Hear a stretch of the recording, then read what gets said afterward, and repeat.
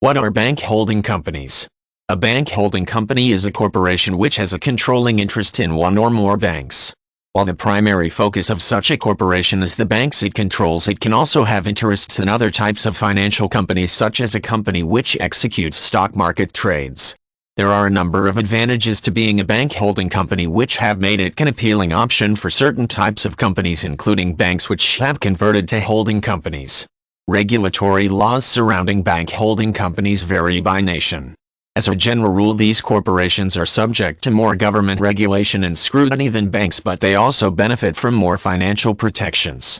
Some companies view this as an acceptable trade-off, since the regulation is usually not onerous and may in fact be quite sensible.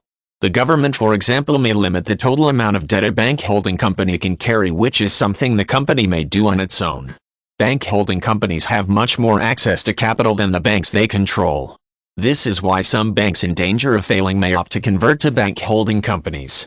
If they feel that their finances can be reconstructed and it is possible to stay in business with an injection of capital, they can convert and generate assets. Bank holding companies also have more financial flexibility than ordinary banks, which can be a valuable tool when the market is volatile.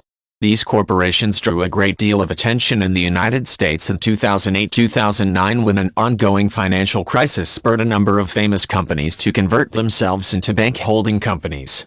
These companies had an additional incentive to convert, as funds released under the Troubled Assets Relief Program were primarily aimed not at banks but at bank holding companies, and as a result banks needed to convert to access these funds if they wanted to be a part of the program. As with other types of financial companies, the performance of a bank holding company depends on a lot of factors. Making sound financial decisions is critical, and ethical business practices can also be important. Practices which skirt the margins of the law may result in problems for the bank holding company along the line, even if they appear acceptable during periods of prosperity.